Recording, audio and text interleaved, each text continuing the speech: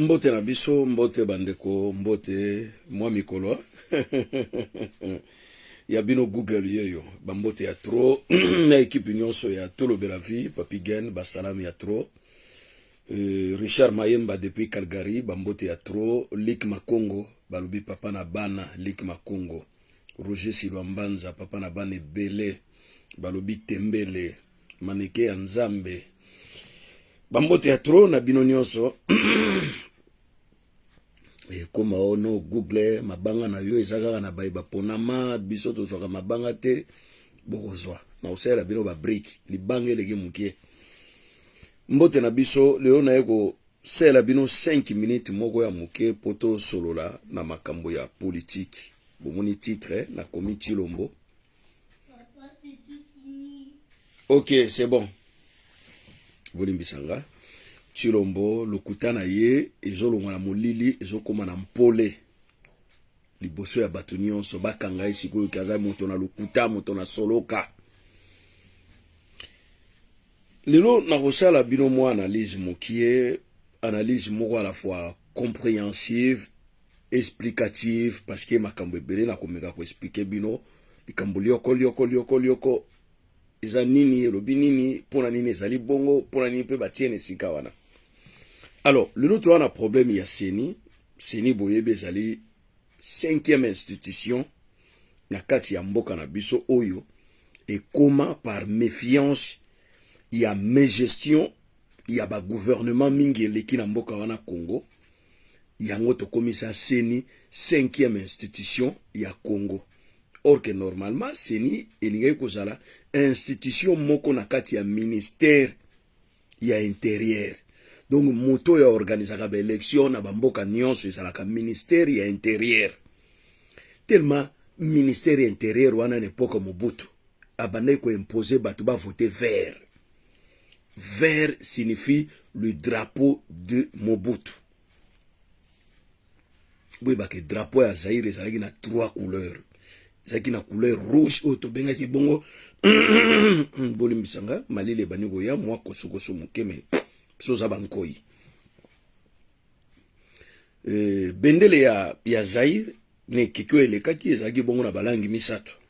Langi ya Yambo ezalaki bongo langi ya motane toto bengi na lingala na biso ya lifala la couleur rouge ezalaki bongo martyr de l'indépendance. Et bana bongo ko énoncer pe kolobela ba banso yo bakufamaki na 1954 1959 et 1960, avant, pendant et après l'indépendance. Couleur ya rouge, na drapeau ya Zaire.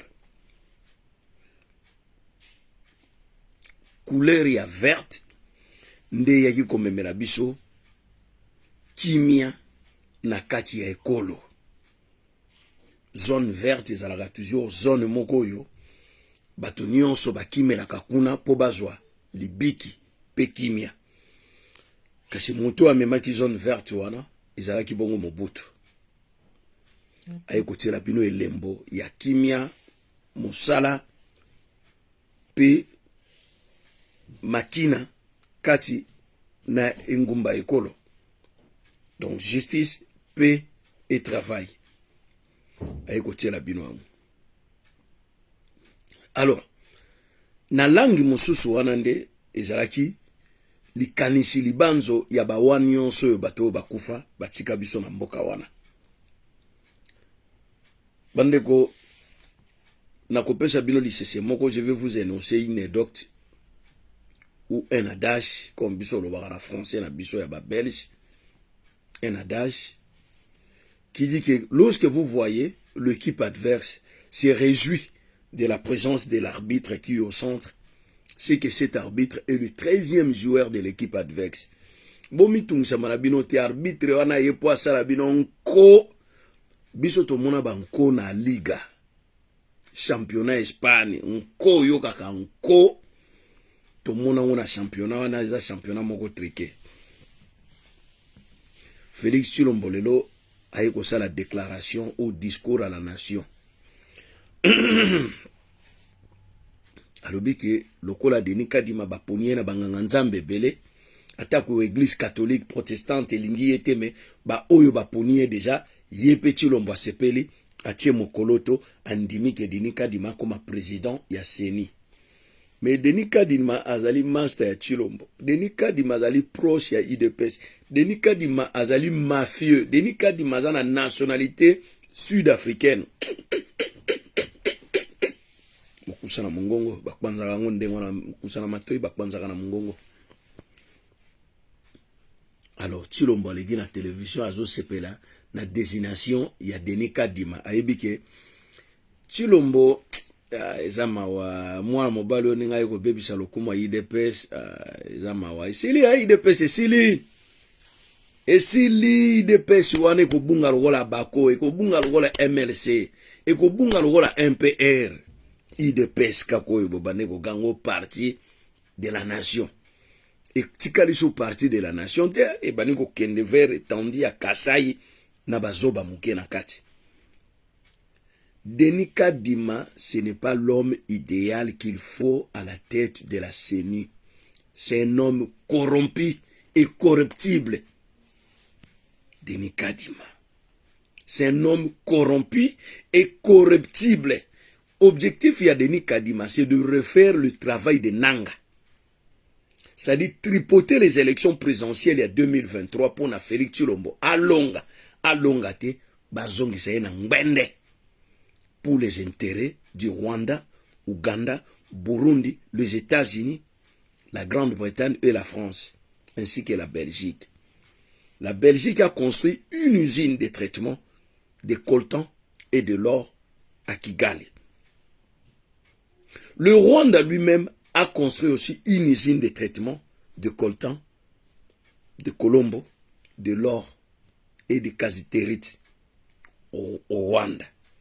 Alors, Batouana Nyonso Bayebike, source provenance ya ba minéraux Nyonso wana c'est la RDC. Armée congolaise ezana makoki Nyonso ya kobundisa même Uganda, Rwanda, Burundi, les trois pays to bundisi bango pe tolongi bitumba. Mais Félix Tshilombo ko kolingelu kwa ndengwa na mate esala mapona avantage ya ba Congolais. Félix Tshilombo azali simple kinchekwa, azali ndoki. Azali diabolo, azali motomoko mabe.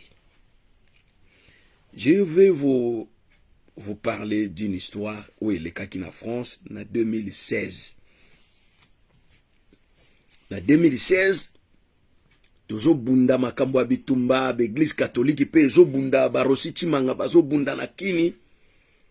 Bazo bunda pona be élection et s'est déroulé en 2016 des élections libres, transparente et démocratique. Et ça, la Mapoto élire un nouveau président parce que mandat ya Kabila ya mi balé ici et Silaki. Kabila est allé chercher un homme, Kudjo, Wapi, na Togo. Akeko luka Kudjo. Kudjo azali ancien premier ministre ya Togo. Ba bengisie balobi toza na mission moko ya kopesa yo atuni bango mission nini mais muta bengisie ezali Kabila te Sassou Nguesso parce que Sassou Nguesso pouvoir na ye ezalaka penché na politique congolaise na biso ya Kinshasa. Lorsque la politique congolaise de Kinshasa va bien et Sassou Nguesso aussi se maintient au pouvoir de plus en plus.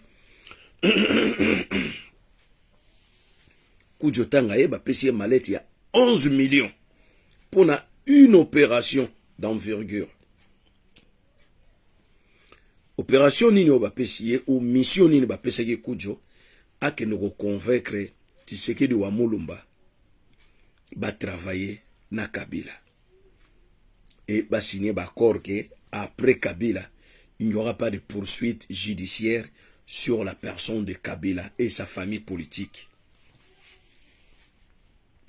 Mais malheureusement, tant que Kudjo a commis na Belgique, na résidence ya Tshisekedi wa Mulumba, il a trouvé le monsieur en sorte, en question, c'est-à-dire Tshisekedi, moribond, mokufi, akotambola te, kosuba na pasi, kolia na pasi, mémoire komi réduite. Kudjo alobi mais ezali pasi po tout ça la négociation na moto azali moribond et ba bisi kujo abi moto yeko luka ezali yete Tshisekedi wa Mulumba tala moto yeko luka yowana c'est son fils qui incarne le père. C'est par là Kujo a demandé à Tshisekedi de rentrer d'abord à Kinshasa et de revenir. Tango Kujo a kozonga ba boyi ke Kujo lokola kendaki na Kinshasa pa fa koya na likama mabe le eloko mabe na résidence ya Tshisekedi ba memie na Italie na Venus et nani ba kendaki na ye ba kesi ko na représentant ya Tshisekedi Félix Tshilombo ba yokani balobi que bon dans ce cas Kabila quand même accepté que Tshisekedi wa Tshilombo comme président ata Tshisekedi wa Mulumba alingai ko remplacer ye azate et Félix Tshilombo akoyi ko sala ba faire courante wana. C'est par là Félix Tshilombo a accepté depuis longtemps zalaki au courant ya makambo wana. Il y a ma proposition à Kabila. D'ailleurs, il s'est rencontré quelque part devant la résidence de Tshisekedi wa Mulumba avec un groupe de militaires. Et puis bon que tozo sale tumbo tozo sale zali pona bino pe bozala malamu na bana na bino. Babi me mokonzi yo uti ko so $32,000 ba ebisi biso. Jean-Marc Aboun a uti ko so $17,000 kalate bazo ebisa biso bambongo nyonso Kabila zo pesa bino donc bino bozolia biso ba soldat to lia kate. Image wana to récupérer ngo to tsana MP4 ba supprima yango mbala na YouTube biso tozong saka yango. D'ailleurs bon mona image wana na suka ba komi Google TV Google parle izanga mona zongi saka ba image wana. Félix Tshilombo aina Kinshasa na 2016 ayeko s'installer. Ba pesier ba garde du corps ba pesier voiture ya sika parce que voiture la kenai na ngo extrait ils ont mis ta momo ta tegela gi yango 5,000 € en France. Extrait au Félix Tshilombo banoko tambola na ngotanga kendai ko s'installer na mwasi na bana. Alors et koleka Félix Tshilombo babimisi est président na Magwei. Alors que moi je ne peux pas fouiner le passé de l'ancien président Aboma Ayiba Alia Italien ngana na makamunanga. Et voilà bisigani ni Félix Tshilombo ba pointer qui du doigt que ça ce n'est pas un président, c'est un escroc. Mais il y a toujours des gens qui sont derrière lui, qui les soutiennent ignoblement, qui les soutiennent aveuglement. Oh voilà, agosala boye, agokende boye, agozonga boye, agoka et l'homme l'a montré quand même le contraire que Oignon Sobazo c'est la ponaye, c'est pas ça son objectif. Son objectif c'est 10 ans et les cas Yalia Ayiba ba pays voisin Oyope Sengaki ki batiaye ba on peut pas bénéficier. Voilà où en sommes-nous aujourd'hui avec ce monsieur Tshilombo à la tête du Congo, un homme dans le vrai sens qui devrait même pas être bourgmestre d'une commune de Kinshasa, une des communes de Kinshasa. Que Félix Tshilombo pena nengaza wana balongoli ga na Belgique ba ya komi pe bourgmestre ya commune Angeli, c'est quasi impossible. Quasi impossible, mais il a sauté d'échelon, des étapes pour devenir président de la République. Alors voilà où en sommes-nous, où nous sommes arrivés. C'est un catastrophique, un chaos qui n'a pas de nom. C'est comme si un État qui n'est pas vraiment un État dans le vrai sens. Tshilombo, incompétent, incompatible même na mutu ya mboka. Et les lois yoko pona kadima vanda wana o balola ba élection to na 2023 na bima lisusu. Ah cette fois-ci to kokaki soulèvement tena époque Kabila parce que ça qui a des fois momenté. Ba rosi chimanga bakufa bato belé bakenda mais cette fois-ci Félix Tshilombo a franchi la ligne rouge. Il a franchi la ligne rouge. Et mbanonaye ezali mbanonaye ezakoya to peut se tenter akokamwa pena ke ye mwana mboka mopaya kutu basala ki ye bongo te Kabila mopaya un sujet tout rwandais basala ye bongo te mais ndenge nini ye mwana mboka ba ndoko sala ye bongo to peut si l'avenir na nzambe. Soki nzambe mutakela mokili oyo akozana kana biso peuple po toza bikela muna ye. Mais soki c'est le diable qui a conçu le Congo, azana kan Félix Tshilombo mokolo wana nde diable akokufa na Tshilombo. Fin du monde pe kokoma. Ingeta Ibobo.